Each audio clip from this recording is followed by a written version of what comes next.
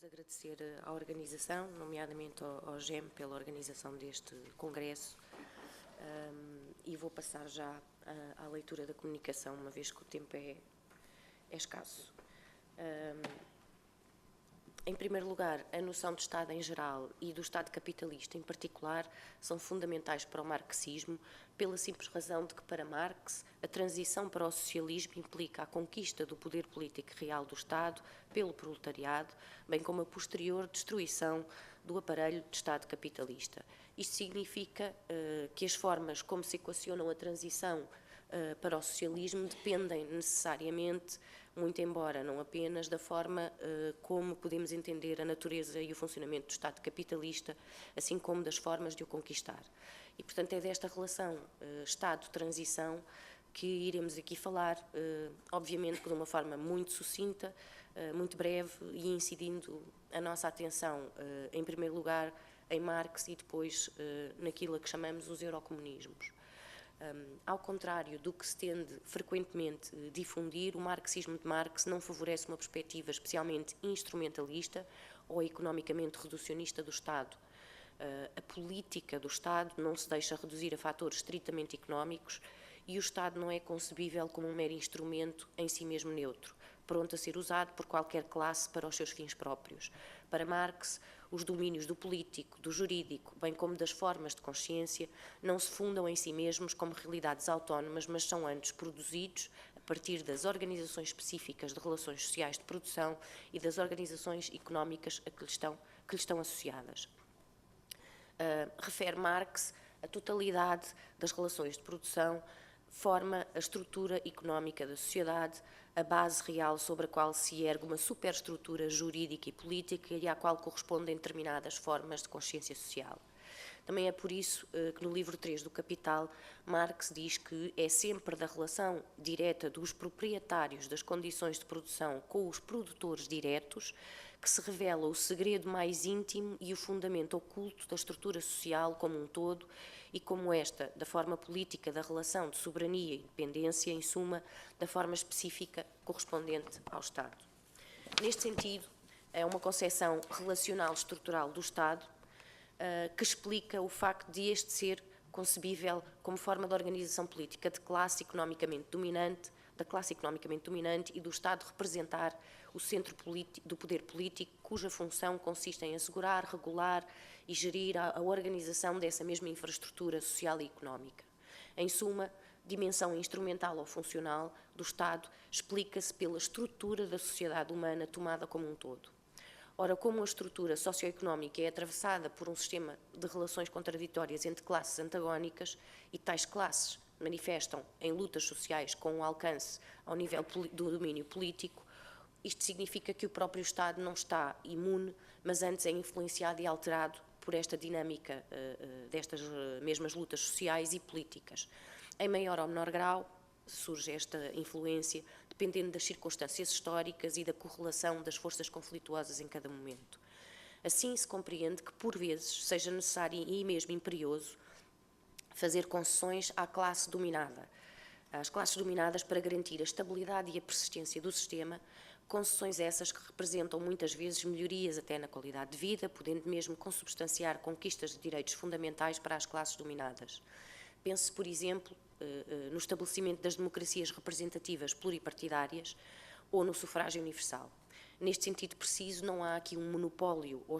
exclusividade legal do poder político para a classe economicamente dominante, ou seja, esta tem que competir pelo poder político com os membros e representantes das classes economicamente subordinadas. Outros exemplos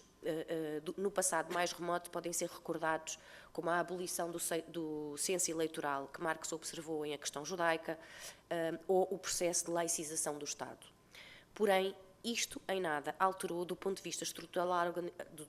estrutural a organização socioeconómica da sociedade. Como recorda Marx, a propriedade privada, a divisão de classes e as religiões continuam a imperar na sociedade. Estas reformas são, na verdade, possíveis justamente porque, apesar de importantes, apenas incidem sobre a periferia dos modos de ser do sistema capitalista, nunca atingindo na estrutura socioeconómica nuclear. Acresce ainda que, como estas mudanças políticas são concessões mais ou menos contextuais derivadas da dinâmica de luta de classes Muitas delas, se não todas, são suscetíveis de ser revertíveis assim que os contextos específicos o permitirem ou exigirem. Segue-se a conclusão fundamental de que o espaço possível para qualquer reforma política suscetível de ser alcançada pelas lutas sociais e políticas no quadro do sistema capitalista e do controlo do poder do Estado pela burguesia encontra-se sempre limitada às condições estruturais de persistência do próprio modo de produção capitalista. A lição que Marx retirou da experiência da Comuna de Paris, expressa em A Guerra Civil de França, é que o Estado é uma construção histórica inerente à própria existência da sociedade de classes, nascendo assim da necessidade geral de uma qualquer sociedade dividida em classes de regular as forças antagónicas que a estruturam. Porém, a cada formação socioeconómica dominada por uma classe específica corresponde um Estado também ele específico. Por isso é que cada classe tem de reconstruir o Estado que encontra já formado em cada período histórico, com os seus órgãos, instituições e funções específicas, de forma a poder realizar os seus objetivos próprios. A classe operária, diz Marx, não pode simplesmente tomar posse da máquina do Estado montada e pô-la em movimento para os seus objetivos próprios. Tem que destruir revolucionariamente o Estado capitalista para que, depois de eliminada a apropriação privada dos meios de produção e de troca, as classes sociais possam então ser eliminadas e com elas o Estado, enquanto tal, também desaparecer. Marx volta a sublinhar, aliás, este aspecto na crítica do programa de Gotha, Engels reforça-o no Anti-Düring e Lenin, mais tarde, recorda-o em O Estado e a Revolução. A partir dos anos 70 do século XX, surgiram, porém, novas formas de pensar o Estado, aliás, já foram falados aqui alguns autores, e as lutas de classe, bem como a forma de equacionar a transição para o socialismo. No seio do pensamento marxista e de muitos partidos comunistas europeus, estas perspectivas tiveram, obviamente, consequências diretas para a formulação da tática e da estratégia. Nikos Poulantzas foi um dos principais teóricos deste novo impulso, distinguindo entre um eurocomunismo de direita e um eurocomunismo de esquerda. Para Poulantzas, aliás, como também para Gramsci e Althusser,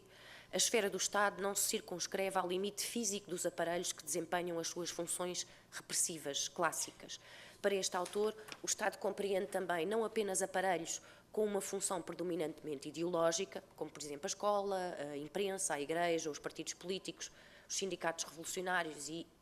até certo ponto, a família, mas também a função, segundo Poulantzas, mais positiva de produção do substrato material do consenso das massas com o poder. O que Poulantzas extrai deste alargamento e reformulação da natureza do Estado é que esta está já e sempre presente na constituição da chamada sociedade civil, ou seja, na constituição das relações sociais de produção e não apenas na sua reprodução como sustentava Althusser. Nesta ótica, o Estado não pode ser mais concebido como uma instituição que existe fora ou acima da sociedade civil, que possa ser assaltada a partir do seu exterior como um castelo. O Estado é uma estrutura integrada e disseminada em todas as áreas da vida social e, por isso, também ela constituída pelos conflitos de classe. Daí a definição de Estado como uma forma específica de condensação material da relação de forças entre classes e frações de classes. Em suma, para Poulantzas, a luta de classe e a luta ideológica pela hegemonia já se faz no interior do próprio Estado e é nessa esfera que a luta dos comunistas deve ser desenvolvida e aprofundada. Mas quão realista é, porém, esta perspectiva? Curiosamente, foi na entrevista conduzida por Henri Weber em 77 que pela primeira vez Poulantzas apresenta as linhas gerais desta nova concepção de Estado e da transição para o socialismo, onde a sua argumentação mais bem testada e, a nosso ver, foi mais bem testada e, a nosso ver, revelada na sua fragilidade. Com efeito, contrapõe o entrevistador, Weber, hoje é moda dizer-se que o PCI, o Partido Comunista Italiano, como o PCI, que o Estado tem uma natureza heterogénea e contraditória, mas para Marx e Lenin, o ponto é que as classes sociais não ocupam nem podem ocupar posições equivalentes dentro do Estado. As classes dominantes controlam as posições estratégicas do Estado, elas têm nas mãos o poder real. As classes exploradas podem apenas aspirar a posições inferiores ou menores no seio do Estado, ou estarem ainda representadas num Parlamento. Mas de que serve isto no que toca ao fundamental, perguntamos. Weber retoma o Estado que, nas suas palavras, portanto nas palavras de Poulantzas, é dividido por contradições internas e se constitui como um terreno de luta de classes, continua a ter o seu poder nas mãos da burguesia. Portanto, permanece a questão-chave de qualquer transição para o socialismo: como é que devemos lidar com o Estado, como destruí-lo? Por fim, pergunta Weber: o seu constante ênfase no caráter contraditório do Estado moderno não tem tido o efeito de ofuscar a sua natureza de classe e de obscurecer o problema-chave de qualquer estratégia para uma transição para o socialismo? Ora, à primeira questão, Paul Lanças responde que sim, que concorda. De facto, diz, dentro do Estado capitalista, as massas não podem senão atuar como meios de resistência, como elementos corrosivos, acentuando as contradições internas do Estado. Isto poderia ser visto como um recuo. Todavia, é a partir daqui que Paul Lanças lança mão de uma perspectiva que diz escapar ao falso dilema de entre conceber o Estado como um bloco monolítico, não havendo, neste caso, outra possibilidade senão assaltar revolucionariamente o Estado pelo lado de fora, e 2, defender que a luta essencial tem que ser toda feita dentro do Estado, dentro das suas instituições, que ainda assim na concepção social-democrata da luta contida nos limites do aparelho de Estado. Isto é, caindo naquilo a que Paul Lanças chamaria o eurocomunismo de direita, ou seja, na reabilitação da social-democracia alemã dos anos 30 e da estratégia de atrito defendida por Kautsky. Para Paul Lanças existe uma via alternativa e esta só poderá passar pela coordenação entre 2 pontos. Primeiro, uma luta dentro do terreno estratégico constituído pelo Estado, luta de resistência, desenhada para acentuar as contradições internas do Estado, para levar a cabo a transformação desta luta podendo até resultar uma divisão interna das Forças Armadas, como na Revolução de Abril de 74 em Portugal, pese embora fracassada, diz Paul Lanças, ou 2, uma luta paralela, fora do Estado, criando-se para o efeito uma série de instrumentos, meios de coordenação, órgãos de poder popular e estruturas de democracia direta, implicando isso uma enorme mobilização de massas populares, evitando desta forma a atitude capitulante do chamado compromisso histórico do PCI, com Berlinguer à cabeça. Muitas vezes, muito embora Paul Lanças reconheça que tal estratégia corre maior riscos de social-democratização do que a estratégia clássica do duplo poder, ela não é nem pode ser uma mera via parlamentar ou eleitoral para realizar uma série de reformas numa progressividade contínua de conquista peça a peça da máquina estatal ou da simples ocupação de postos e cúpulas governamentais. Esta via democrática de transição tem que consistir num movimento de rupturas efetivas cujo ponto culminante, e existirá forçosamente reside na inclinação da relação de forças a favor das massas populares no terreno estratégico do Estado. Essa viragem não vai ser uma guerra civil, nas palavras de Paul Lanças, mas será uma crise profunda do Estado com uma mudança na correlação de forças dentro do próprio Estado. A esta luz compreende-se que Paul Lanças tenha acolhido a defesa de convergência e alianças interclassistas sob a forma de frentes populares projetadas por Dimitrov. Mas, claro, tais alianças só serão possíveis, sublinha Paul Lanças numa outra entrevista concedida em 79, se os partidos comunistas também mudarem. Por exemplo, é muito claro que quando estivermos a trabalhar com a concepção de ditadura do proletariado, nunca conseguiremos estabelecer uma aliança durável com um parceiro que sabe que vai ser eliminado durante a transição para o socialismo. Só se pode elogiar a franqueza e a fraqueza desarmantes. Paul Lanças, porém, faz questão de sublinhar a necessidade de uma ruptura decisiva, se bem que a realizar no seio do próprio Estado, para distinguir esta via da via irmã tomada pelo eurocomunismo de direita, representado por figuras como Carrilho ou Berlinguer, onde todo o discurso se espraia na esperança de uma transformação gradual, pacífica, legal e progressiva do Estado capitalista, que pode vir a tornar-se um bocadinho burguês e um bocadinho proletário, como comida que fosse, um bocadinho de carne e um bocadinho de peixe, na feliz expressão de Mandel, em 78. Em suma, afirma Paul Lanças, o eurocomunismo de direita tende a encarar os aparelhos de Estado mais ou menos como neutros, adaptáveis e reformáveis no curso do tempo, naquilo que Thierry caracterizou como um verdadeiro processo de multiplicação programática das etapas, a democracia avançada do PCF, concebida como transição para a transição, que renova os pressupostos do socialismo utópico, relegando o comunismo para uma insondável idade de ouro. Uma tal atitude é bem visível, como veremos de seguida, e para terminar, no exemplo paradigmático do chamado Manifesto Champigny, apresentado pelo PCF. Com efeito, em dezembro de 68, na cidade de Champigny, este partido oficializa o programa intitulado Manifesto do Partido Comunista Francês por uma democracia avançada por uma França socialista, que vê o socialismo como um sistema naturalmente decorrente da democracia burguesa, fruto de sucessivas e contínuas reformas. Neste manifesto que tomou o nome da cidade, onde foi apresentada, a concepção de Estado está intimamente ligada à concepção de democracia, mas no fundamental ignorante a natureza de classe de cada um destes conceitos e, portanto, estando ausente a análise marxista do Estado, de classes e de democracia. É descrito uma espécie de contínuo entre estes dois tipos de sistemas, capitalista e socialista, de reforma em reforma, sempre que a correlação de forças for favorável ao trabalho, os trabalhadores e a classe operária vão avançando rumo ao socialismo e assim o Estado burguês transformar-se-á num Estado socialista. Para isso são organizadas, nas palavras do manifesto, ações de massas que vão limitar progressiva e sistematicamente as empresas monopolistas na economia nacional, enfraquecer o capitalismo monopolista de Estado nos seus meios económicos e financeiros, e os monopólios vão ser obrigados a ceder as suas posições, não contrariando a vontade popular, abrindo-se assim a via para o socialismo dentro do quadro legal. Pacificamente e sem ruptura revolucionária, o capitalismo transformar-se em socialismo pela ação de massas dos partidos democráticos. Defende o manifesto que, isolando a grande burguesia, apoiando-se na colaboração política dos chamados partidos democráticos, os trabalhadores chegarão ao sistema socialista.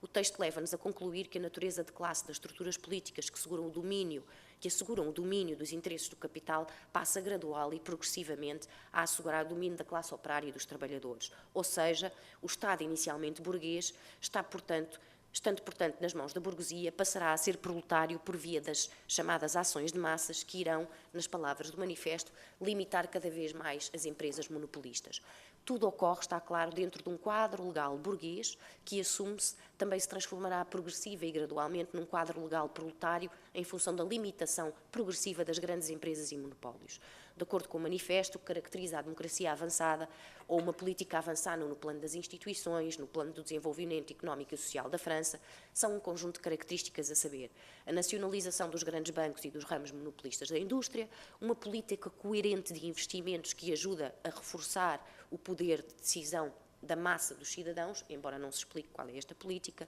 uma reforma democrática da fiscalidade, aumentando os encargos das empresas capitalistas e do que chamam os privilegiados pela sorte, profundas mudanças no regime político, como a Assembleia Nacional a ter um poder real de fazer leis, de controlar o governo, uma sã estabilidade governativa será garantida pela realização de uma política suscetível de ter apoio das massas. Tal política consubstanciará um contrato que obriga todos os partidos democráticos, entre muitos outros aspectos. Tais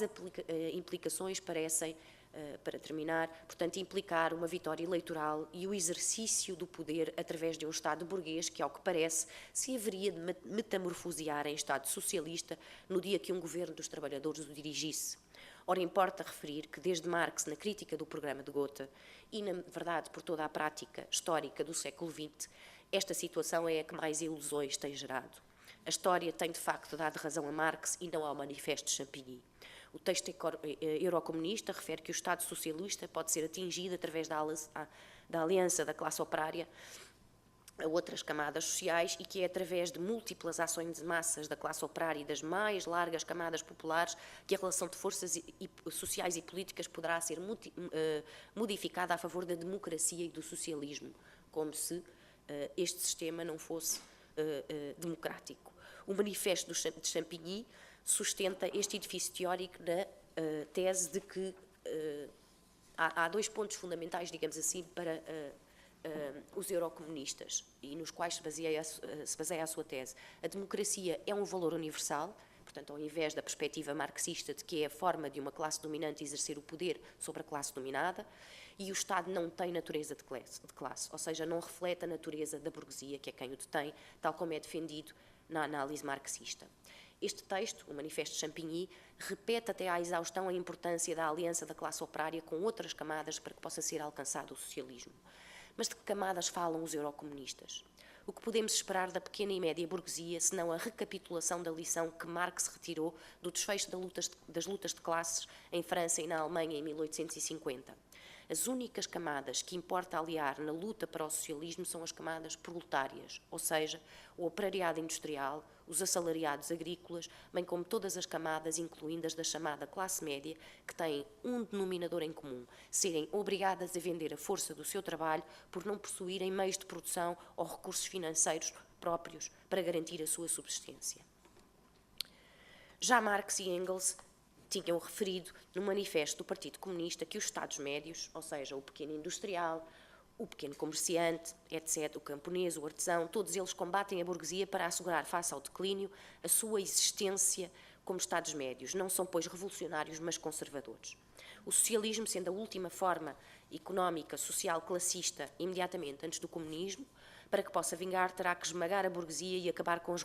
relações de produção capitalista. Para o fazer, terá que tomar o poder real do Estado nas suas mãos. É o que se chama ditadura do proletariado. O socialismo pode ter recuos, mas falar de fases ou etapas fora de contextos históricos reais específicos, que têm que ser caracterizados, não passa de um exercício de mera ficção e adivinhação, porque historicamente infundado. Não estão contextualizados. Interpretando os eurocomunistas de Champigny, a democracia avançada não é mais do que uma reforma do próprio capitalismo, uma vez que o domínio político da burguesia continua. Como é que é possível haver domínio político do proletariado num Estado controlado pela burguesia? O manifesto de Champigny é mudo sobre este assunto. Sendo óbvio, nunca é demais salientar que a diferença entre capitalismo e socialismo é radical e qualitativamente distinta, tal como defendida por Marx e Lenin. O socialismo implica nada menos do que a apropriação do poder do Estado por parte dos trabalhadores e a subsequente eliminação da posse privada dos meios de produção pela burguesia. Algo não aceito pelos eurocomunistas, que defendem, inclusive, a existência de propriedade privada, seja pelo fruto do trabalho, seja por via hereditária. E termino com uma frase que Marx e Engels escreveram na mensagem do Comitê Central à Liga dos Comunistas em março de 1850. Para nós, não se trata de modificar a propriedade privada, mas de aniquilá-la. Não se trata de camuflar as condições de classes, mas de abolir as classes. Não se trata de melhorar a sociedade vigente, mas de fundar uma nova. Obrigada.